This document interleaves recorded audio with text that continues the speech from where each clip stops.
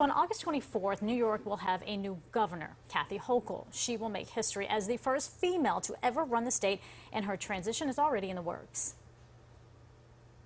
Given the circumstances, the best way I can help now is if I step aside and let government get back to governing. Kathy Hochul, my lieutenant governor, is smart and competent. This transition must be seamless. She can come up to speed quickly. All right, so one person who knows Kathy Hochul well, especially because he ran against her for lieutenant governor back in 2018, is New York City public advocate Jumaane Williams, who joins us this morning to weigh in really on what is happening in Albany. You were on the move this morning, but thank you for joining us, Jumaane. Good to see you. Morning. My pleasure. Thanks for having me. And a hat tip to the trapper keeper reference. Thank you very much. You know, I love a good trapper keeper. But let's get into this because you were among the chorus of voices early on, right, demanding Governor Cuomo resign. Let me just get your reaction first and foremost. When you heard the news, your first thought of that announcement. You know, I've been a part of a Cuomo chorus for some time, who've been saying that Cuomo was dangerous for this state for years, actually. I will say, I think like most folks, we were hoping that it would happen. We were kind of surprised at the speed at which it happened. I want to ask you, you ran against Kathy Hochul, 3 years ago for lieutenant governor, which means you know a lot about how she operates. Do you have any specific questions as to what she knows, what information she has about how the governor operated and some of the allegations against him? And will that, I guess, cloud her ability to lead? Well, I ran 3 years ago, and I brought up a bunch of issues and concerns, and I still have those today. But right now, I think what we all should be focusing on is the historic nature of where we are. The governor resigned, and by law, Kathy Hochul is going to be the next governor. And so there's going to be some, good time in the future to discuss many of the questions that you asked. But right now, there are so many things going on in this state. I'm hoping that we will all focus on making sure that she can come in and take over and fix and try to fix so many of the problems that the governor actually just failed at, because at least for the next year, she's going to be the next governor, and her success is connected to the state's success. Look, Mr. Williams, I'm going to be frank with you here. There's been a lot of rumors, right? We've talked a lot about what comes next, names that are out there. Your name has been floated by a number of people, in and out of the Democratic circles, about running for governor potentially. But there's also this lieutenant governor seat that's up for grabs. Do you have any plans to run for either governor or lieutenant governor moving forward?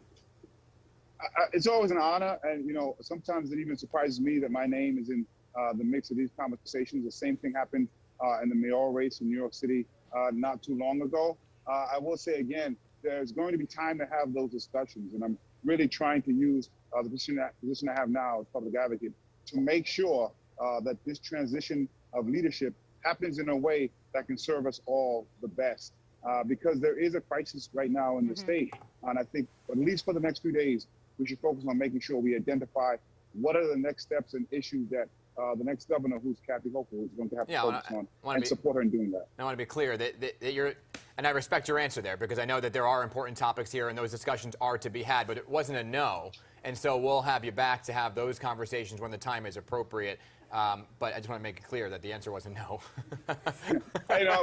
You always, when you get these questions, it's like you can never kind of foreclose anything that's going to happen in the future. And of course, there's a lot of conversation, but I really think it's appropriate now for us to try to focus on what's about to happen, because the state is in a very precarious situation right now. We should focus on the issues at hand. So it's confirmed. The answer is not a no as of yet. Let me move on to what we are talking about right now, and that's a possibility of impeachment. Do you think the Judiciary Committee should still pursue impeachment proceedings against Governor Cuomo?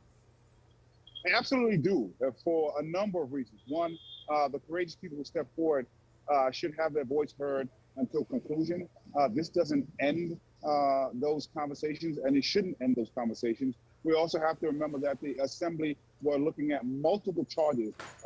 Sexual harassment was one of it. There was also the book deal, in which there was a misuse of staffers who worked for him. There's also the lying about the nursing home deaths that was being done while that book on leadership was being written.